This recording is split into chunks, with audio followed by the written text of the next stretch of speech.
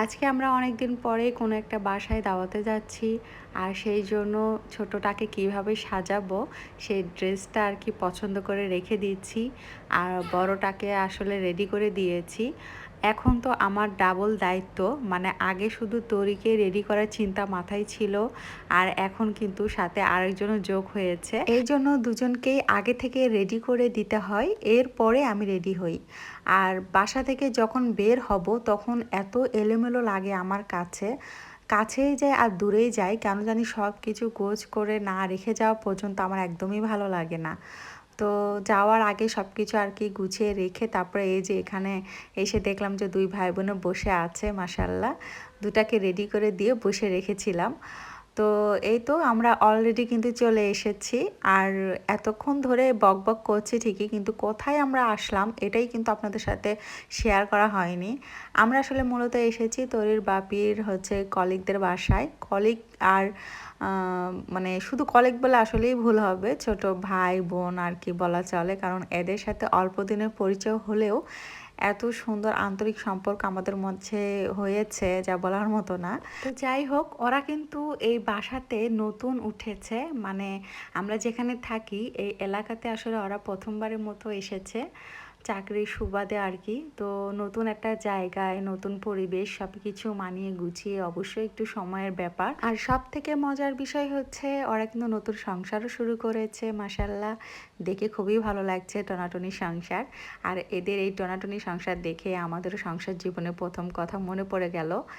তো যাই হোক, এখানে এই যে আমরা যেহেতু কাচ্চি বিরিয়ানি খাবো, তো এই যে ঢাকনাটা খুলে নেওয়া হলো। আর এত সুন্দর দেখতে হয়েছে।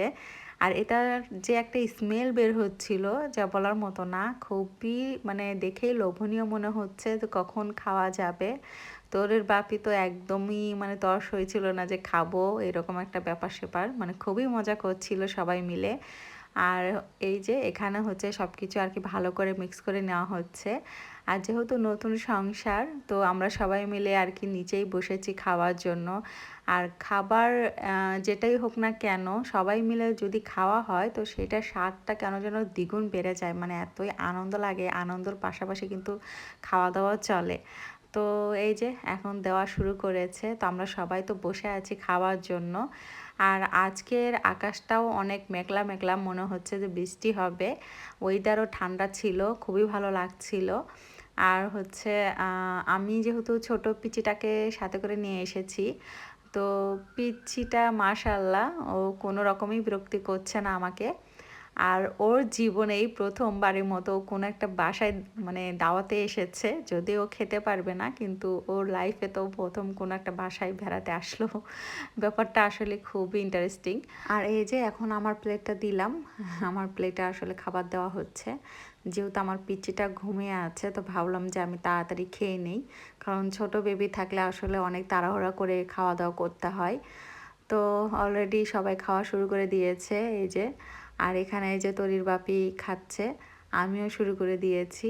আর এত মজা ছিল যে কি বলবো, খুবই ভালো হয়েছে। আমি অনেকগুলো খেয়েছি। তো সবাই আসলে খাওয়া দাওয়া করে এই যে যে যার মতো যে যেখানে পারে বসে আড্ডা দিচ্ছে। তরির বাপি তো শুয়ে পড়েছে। আর এই যে আজকে ওয়েদারটা অনেক ভালো, শুরুতেই বললাম। তো এই যে এখানে আমি হচ্ছে আমার ছোটটাকে নিয়ে বসে আছি। তো সবাই মিলে আর কি সুন্দর একটা গ্যাদারিং চলছে। পরে কিন্তু আমরা চাও পান করেছি। তো যাই হোক, যত রাতই হোক না কেন বাসায় তো ফিরতেই হবে। তো সব কিছু মিলে অনেক ভালো সময় কাটালাম। তো যাই হোক, সবাই অনেক ভালো থাকবেন। আল্লাহ হাফেজ।